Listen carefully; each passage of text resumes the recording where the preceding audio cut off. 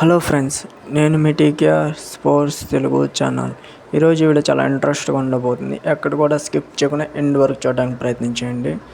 ఇంకా ఏం మాత్రం లేట్ చేయకుండా వీడియోలోకి వెళ్తే, మన సిద్ధార్థ్ దేశాయ్ లాస్ట్ సీజన్ ఎందుకు ఆడలేదు, అసలు ఇప్పుడు ఏం చేస్తున్నాడు అనేది అయితే మీకు ఈ వీడియోలో అయితే ఒక క్లారిటీ అయితే ఇచ్చేస్తాను. సిద్ధార్థ్ దేశాయ్ యొక్క ఎంట్రీ అయితే మనకి సీజన్ 6లో అయితే స్టార్ట్ చేయడం అయితే జరిగింది. అది కూడా యూ ముంబా తరపున. అతను మొదటి సీజన్లోనే హైయెస్ట్ పాయింట్స్ అయితే సాధించడం అయితే జరిగింది. వేగంగా 50 పాయింట్స్, అదేవిధంగా 100 పాయింట్స్కి రీచ్ అయిన ప్లేయర్గా రికార్డ్ అయితే సృష్టించాడు సిద్ధార్థ్ దేశాయ్. అతను ఆటను, అతని స్కిల్స్ను చూసి సీజన్ 7 అయితే మన తెలుగు టైటన్స్ అయితే హయ్యెస్ట్ బిట్ వేసి కొనడం అయితే జరిగింది.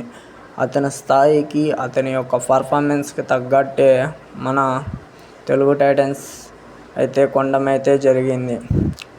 సిద్ధార్థ్ దేశాయ్ చిన్నప్పటి నుంచి కబడ్డీ మీద ఇంట్రెస్ట్, అదేవిధంగా ఫ్యామిలీ యొక్క సపోర్ట్తో కబడ్డీ మీద అయితే ఎక్కువ ఇంట్రెస్ట్ చూపించడం అయితే జరిగింది. సిద్ధార్థ్ దేశాయ్ మహారాష్ట్రలోని కొల్హాపూర్లో జన్మించడం అయితే జరిగింది.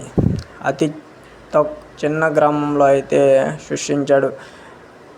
అతను చిన్నప్పటి నుంచి, అదేవిధంగా 12th క్లాస్ కూడా అతను పాస్ అవ్వడం అయితే జరిగింది. సిద్ధార్థ్ దేశాయ్ యొక్క గేమ్ను అన్నీ చూసిన మన తెలుగు టైటన్స్ అయితే సీజన్ 7లో అయితే కొనడం అయితే జరిగింది. సీజన్ 7, 8, 9 అయితే మన తెలుగు టైటన్స్ అయితే గేమ్ ఆడడం అయితే జరిగింది. సీజన్ 10కి అయితే మన తెలుగు టైటన్స్ రిలీజ్ చేయడం అయితే జరిగింది. అప్పుడు హర్యానా స్టీలర్స్ అయితే నార్మల్ బెట్తో కొనడం అయితే జరిగింది.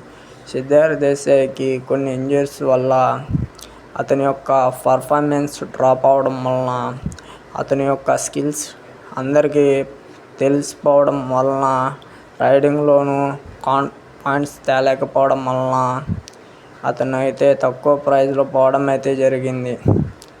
ఆ విధంగా లాస్ట్ ఇయర్ అయితే అన్స్టోల్డ్గా మిగిలిపోవడం అయితే జరిగింది.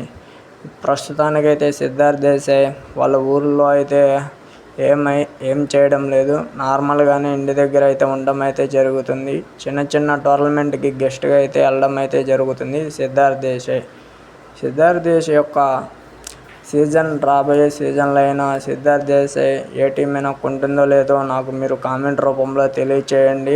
అదేవిధంగా మన తెలుగు టైటన్స్ సిద్ధార్థ్ దేశాయ్ని తీసుకుంటే ఎలా ఉంటుందో మీరు నాకు కామెంట్ రూపంలో తెలియచేయండి.